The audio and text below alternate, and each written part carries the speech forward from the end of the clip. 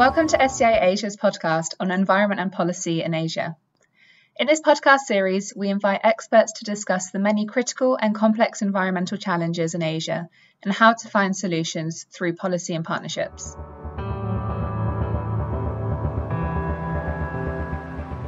Hey everyone, I'm Rajesh Daniel from SCI Asia.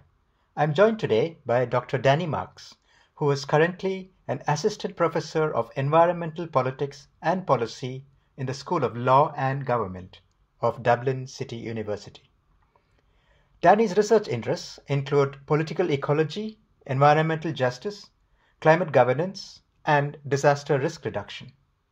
He is especially interested in urban and environmental governance in Southeast Asia. So Danny, welcome to the SCI Asia pod. Today we wanted to chat with you on matters relating to urban climate governance in Asia. What can be done better in terms of urban planning in the context of climate change and climate adaptation? But also especially we wanted to focus on cities. We hope this resonates with your own background in researching urban and climate governance topics. Thanks, Rajesh. I'm very happy to join this podcast by SCI. It gives me a chance to discuss a number of issues I've been working on for the past few years. This intersection of urban governance and climate change holds special interest for me. I've conducted research on a number of issues related to it, including urban flood governance, the urban heat island, reducing emissions from urban transport as well. So I look forward to discussing those issues with you. Excellent. So, Danny, a little bit of context before we dive into specific issues. We do know that cities are often seen as sites for the worst activities and kinds of behavior that contribute to climate change. They encourage car use, they build huge networks of roads, large malls. In fact, a recent UN study showed that although cities cover less than 5% of the globe, some 70% of global resources are consumed in cities. And also more than 70% of global greenhouse gas emissions. But cities are not the only bad guy. They also hold great potential. We do know that many cities, especially in the north, are introducing and implementing climate mitigation and adaptation policies. Of course, this is also a matter of scale. They're doing it because they are smaller, but these can be scaled up. So there is the good, there is the bad. What are your thoughts, Danny, on this dichotomy? That's a good question. I think these statistics definitely suggest that cities are at the forefront of addressing climate change. Both in terms of mitigation, but also adaptation. About 90% of cities are coastal ones. So when sea level rises, they'll be affected more by flooding and coastal erosion. But what's clear from the recent IPCC report is that urgent, rapid, and large-scale action is needed to reduce emissions. Cities can play a key role in reducing emissions, since they control transportation networks, building codes, and water and power lines. But also what's clear is that this issue is particularly pressing in Asia. A majority of the world's carbon emissions originate in this region, but also a number of countries are highly vulnerable to climate change, and including the cities within these countries. For example, Bangladesh, Philippines, Vietnam, and Cambodia regularly show up in the lists of countries which are most vulnerable to climate change. This region is the most urbanizing region in the whole world. 60% of the growth in urban areas will take place in Asia over the next few decades. But to go back to your question about this dichotomy, cities are the future, particularly here in Asia. The majority of future humans will live in cities. And so it makes sense that our solutions to climate change will take place in cities too. The cities can also be the solution because mayors are more directly accountable to their constituents. They face the voters more directly, but also cities are flexible and they can move more quickly than national governments can in terms of rolling out new projects and policies. They can also help set the agenda for elsewhere and at the national level. And finally, cities can experiment on climate solutions. So just to start off, there are a number of ways that cities can quickly reduce their carbon footprints. And in particular, encouraging urban density is one way forward. So making cities greener, more walkable, and implementing nature-based solutions are also ways forwards. And some of these solutions are win-win because they don't only reduce carbon emissions, but they also make these cities more resilient to climate risks. Excellent. That does show both the potential and, as you said, the vulnerability of cities. Before we go into the action part, because you did say that as the IPCC report says, urgent rapid action is required. When we talk about climate and urban governance, what are the gaps in knowledge that we still need to figure out, especially in Southeast Asia, and how do you think they can be addressed? Okay, so unlike in the US and to a lesser extent Australia, for example, I mean, the science of climate change is not debated. I mean, I think in Southeast Asia, there's widespread agreement that something needs to be done about climate change. I mean, governments have signed up to the Paris Agreement. But at the city level, the problem is these countries are still seen as developing countries, except for, say, Singapore. And so there's the idea that we still need to develop. I mean, that's one way to build our resilience to climate change. But at the same time, we need to reduce climate risks. So, I mean, this means reducing poverty of low-income residents. I mean, there's many of these in major cities in Asia, but also making them more resilient, but also reducing emissions at the same time. And so I think cities have been unable so far to do this. This is I guess you can call this a gap. And so, for example, you still see very high emissions in the transport sector in cities, very high automobile usage in cities like Bangkok, Manila, and Jakarta. I mean, Bangkok's transport emissions are on par or higher than cities such as New York, Tokyo, and London. But also, I mean, there's the push for rapid real estate expansion. And so this has meant building real estate development and flood zones are filling in of waterways and lakes. I mean, this has been a big issue in Phnom Penh, for example, and Hanoi. And this has increased the risk of flooding. So I guess the larger question is, how can cities in this region still grow and improve people's lives while reducing emissions and making their citizens more resilient? So this is a challenge that must be solved by both at the urban municipal level and also by national governments, I mean, working together. I mean, there's no easy solutions for this. I mean, what's clear, though, is we need rapid decarbonization, for example, from buildings, so retrofitting them, making them more climate-proof. I mean, for example, there's a lot of sunlight in this region. I mean, and so it's very clear that, I mean, these buildings can be designed better, so you reduce electricity uses, or you can make wind flows better, so you reduce air conditioning costs. And so at the same time, I mean, you also need to find ways to reduce automobile usage, so increasing public transport, making it more expensive to drive. And so also making cities, though, more climate proof. So this would mean growing local food, planting trees, restoring wetlands, and rooftop gardens. But also, I think a key issue is making cities more equitable. I mean, studies clearly show that the richest 1%, both in the developing and developed world, emit more than 30 times more carbon per person than the poorest 50%. So I think the thing is, we can still reduce poverty while better addressing climate change. So addressing inequality is key within these cities. And so also the key issue is also, how can we invest better in public goods, better public infrastructure such as rail, but also sanitation, public health, and public places like pools, parks, and recreational areas. And then finally, the issue is, how can cities reduce their carbon footprint by using more decentralized renewable energy? A lot of challenges, a lot of things that can be taken up at the policy level.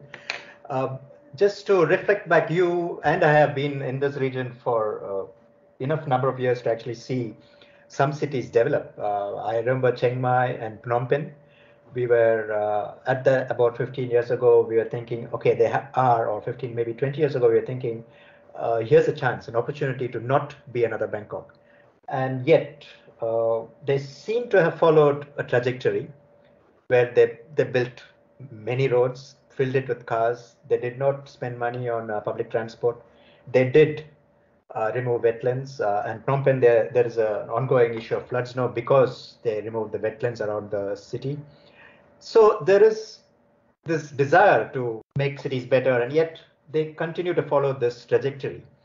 Why do you think that is? City planners think, okay, let's do all of these mistakes again?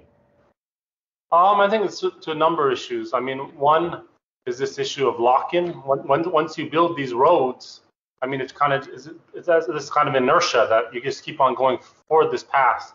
That once you expand more, have more infrastructure, you're just going to keep on, going out into these rural areas, expanding and making you, and as you're saying, increasing, air pollution, but also emissions. But also, I think, for example, is the political cycle. Mayors are often elected in short-term political cycles, and so they want to show the voters that they've done something. And so it's much easier for them to show the voters, well, I built new roads, I built flood walls, even those flood walls might move flood risks to other areas or not really address the long-term issues about flooding, because voters can see that. They can see the new shiny buildings and roads, but they can't see the land use planning, which preserves green areas, which can store water. And so, I mean, it makes sense. Mayors want to be reelected. But also national governments have pushed these urban governments to follow the national trajectory and trying to promote growth at all costs. And I mean, it's still the imperative of trying to push for GDP. I mean, they still use the reason that we're poor. There could be a different narrative. I mean, yes, these countries aren't as wealthy as they are in the developed world, and they still should reduce poverty, but I think it's more about what type of growth you pursue and how equitable it is, and also how green it is. I mean, the good thing is that these cities and countries can learn from what the developed world did or didn't do, and they don't have to follow the same trajectory. So I think there still presents an opportunity there. I just wanted to come back to something you said earlier. Cities need to develop and also build resilience. And we do know that as part of development, in this region, especially cities need housing provision, they need sanitation, waste disposal. And obviously, these are most urgent areas for urban governance. Given that challenge to provide basic urban facilities, how does then one start to integrate or build in climate responses? Is that seen as a distraction for policymakers? I mean, I think it shouldn't be seen as a distraction. I mean, I think the technical term often used is mainstream climate change, but I think especially with the new IPCC report, cities should prioritize climate change and integrate climate change into all of its activities, into all these issues like housing, sanitation, and waste disposal. I mean, housing is a great example of how it can be well integrated. Public housing is urgently needed in almost every major city in Southeast Asia. There's not enough public housing, so it needs to be built. But the way it's built, it should be done with low energy usage. So for example, I mean, Vienna in Austria has great public housing, and they use very little air conditioning in the summer compared to, say, New York City, even though it reaches similar temperatures. I mean, it's not as hot as it gets here in Southeast Asia, but I mean, still there's ways to design this public housing in terms of low energy usage, in terms of walkability. I mean, it has to be holistic. So thinking about improving urban density, making these public housing connected to jobs, but also public transport, so emissions can be lowered. But also when you think of waste disposal, I mean, you can have waste to energy systems. I mean, you can use wastewater sludge and capture it for energy. And it can also safely boost agriculture. But also, I mean, you can see the linking that if you have flooding, it also worsens sanitation. So, I mean, I think there's a lot of linkages between these things. But also, I mean, when you think about this, I mean, it's just investing in, I guess, universal social policies, like, for example, guaranteed healthcare, education, water. I mean, housing, I was already mentioned, social security. I mean, it's good for many things. I mean, it's good for climate change, but it's also good just for improving well-being overall. And so I think these type of solutions are win-win. But also, I think governments need to now, especially urban governments, think about how can they urgently and on a large scale reduce carbon emissions in all these sectors because of this new report. This is a big red flag. And so I think cities need to redesign and revamp their climate action plans. Going back to that IPCC report, as you said, there's a red flag. It's more than ever impressed on us the urgency for climate action. In your own reading of it, have you found anything there that has talked specifically about cities in Southeast Asia? I think, for example, if you look at the section on Southeast Asia, they mentioned, for example, the Mekong Delta is highly vulnerable to a number of issues, particularly sea level rise and coastal erosion due to climate change. But I think also, I mean, it just shows that if you read the report, that there's going to be, I mean, There'll be likely more high precipitation events, which means that flooding will affect cities throughout the region. Droughts are also more likely. So I think cities need to plan for this. I mean, they need to think about how they're going to deal with this issue of water better, and how these cities can better live with water, both the lack thereof or too much water. And so, I mean, that would be increasing drainage capacity, for example, increasing green spaces, which can both retain and store water when there's not enough water, but also help with flooding. And so I think also, for example, which you've seen in Netherlands and Dutch cities, making room for water, and so removing flood walls and dikes, or turning parking garages, for example, into drainage areas and water retention areas. And so I think these are key issues in Southeast Asia, is how to deal with the issue of water. So far, it seems that when we do refer to cases or examples, it's easier, it seems, to refer to cities in the global north. But that is obviously because, and we know this, that the empirical urban climate governance literature is still dominated by studies from the global north. There is not that much from the global south. Why do you think that is? Should there be more studies, or do we have enough studies? It's just that they're not focusing on the climate and urban governance intersection, as you said. I think there should be more studies of urban climate governance in the global south. I mean, I think there are a number of reasons for this. One is that there's more funding. There's more research funding from national governments, but also research bodies in the north devoted to these issues of urban climate governance. Also, when you look at the university level sector, I mean, there's fewer programs and classes on this issue, and so there's less training and knowledge on these issues of urban climate governance in the global south. Although I do think this is improving. I think there are more studies and researchers focused on this issue, so it's promising. But I certainly think there's still a gap in this issue, and more can be done. Definitely true. We do need more studies in the global south about our cities. So that gives us a good idea of the knowledge gaps. We've also talked about policy. Since this is especially a policy podcast on environment, let me focus a little bit more on policy and local governance, especially.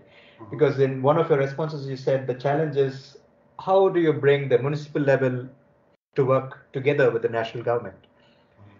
But for a moment, if we talk only of local municipal governance, what do you think are the factors that can enable this to become better? How do city governments, how do municipalities get better at urban governance and local climate action? I mean, it's a tough challenge, particularly, I mean, with the lack of decentralization in many Southeast Asian countries. But municipal governments, particularly in smaller cities, like secondary cities, they still have quite a bit of independence. I mean, there's less political interference, for example, at the national level. I mean, for example, with Bangkok, especially if the Bangkok governor is from a different political party than the national government, the national government's going to try to stop or hinder the Bangkok governor from implementing policies because he or she doesn't want the governor to look too good, because it would hurt their re-election chances. But at these secondary levels, I think there's a lot of opportunity for social learning to learn from what other cities have done. But I think it also requires a number of different actors to come together. I mean, I think you need some expertise from scientists, but also non-scientists, social scientists, even in the humanities. And so these people can think about what are solutions, but also I think you need to build a coalition with, for example, particularly low-income groups, because they are the ones who suffer the most from climate risks, and the ones who can offer solutions and know best how to make climate responses fairer within their cities. And so you have a coalition of experts, low-income communities, but also private sector leaders as well are needed. And so basically you need these different groups to come together to talk with the government. And so, because basically you need to have a widespread buy-in. I mean, what that climate change is a major issue, and that, I mean, these are different solutions that can be proposed, and then to come together for compromises and this kind of collective action which is needed at the local level. And also is that you talk about learning from what cities have done or not done, and then I think then you can think of solutions. Which brings me to my last question. Among all of this governance and climate action, I know that your own interests have also rested a lot on equitable governance. I know your research has focused a lot on equitable governance and how attention can be focused on vulnerable communities. Your research on the floods in Thailand showed how the burden of disaster risks is not shared equally, and especially between urban and suburban or rural communities. You also explored the notions of disaster justice. How can we bring this more so that once again it's not the poorest or the most vulnerable that are affected by policies to do with urban and climate governance? That's a great question. Just to briefly summarize my research on the floods, I use this idea of disaster justice to look at how there was two different notions of responses to the floods. I mean, one was this more hierarchical notion of justice, which is basically the idea that some places and people should be protected based on their position in society and at the expense of others. And so this was promoted by the elites, for example. And at the other side was this more, egalitarian notion of disaster justice, where people should share burdens and have equitable access to the distribution of risk. And so many communities protested in Bangkok during the floods and sought to push for a fair response to the flooding. So when you think about at the wider level of climate change, I mean, a good example is this notion of double injustice within cities. Is that poor people in Southeast Asia, they take the bus or they ride motorbikes, they live in smaller homes, they use little or no air conditioning. You could even also say they eat less meat, but they live in the most vulnerable areas. They live along canals or railroad tracks, and so the ones who are most affected by flooding, or they could say they also live closer to factories, and so they suffer from air pollution. And in contrast, the wealthy, they drive the most. They have the bigger homes, they take flights, and they're better protected. I mean, they live in areas which have more flood walls and so forth. And so this is a double injustice, both in terms of adaptation and mitigation at the city level. And so when you think about climate response, how do you address this double injustice? I mean, because often the benefits and costs are even. And so many times we're seeing climate policies actually exacerbating or redistributing inequality, and so creating unfair outcomes. I mean, a good example is after the 2011 floods in Bangkok, the national government raised roads around the outskirts of Bangkok.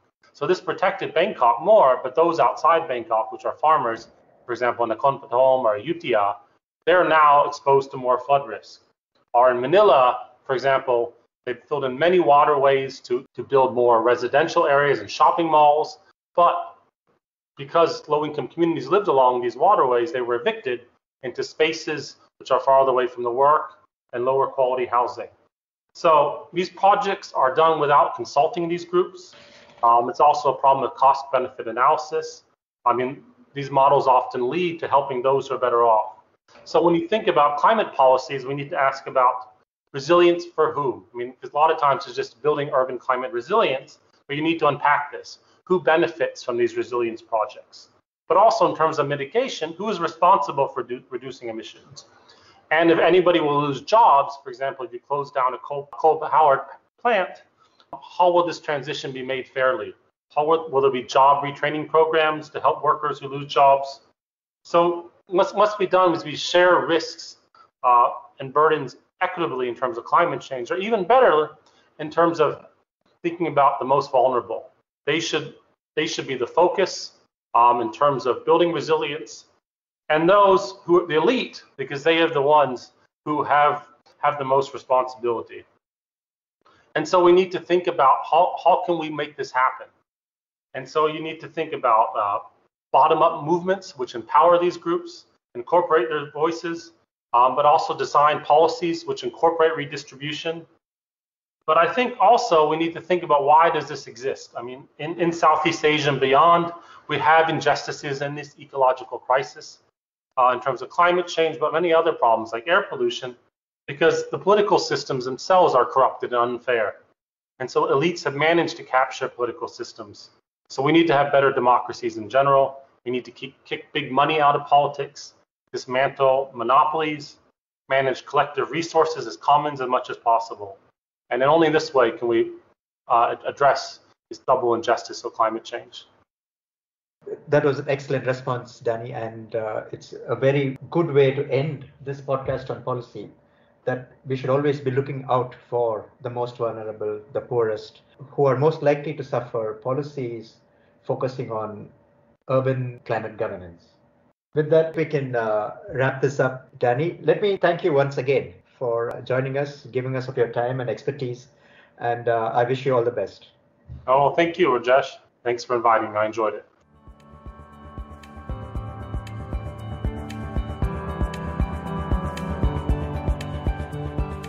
Thank you for listening to SEI Asia's podcast on environment and policy in Asia. For more information on these topics, guests, and our work, please visit our website on www.sei.org.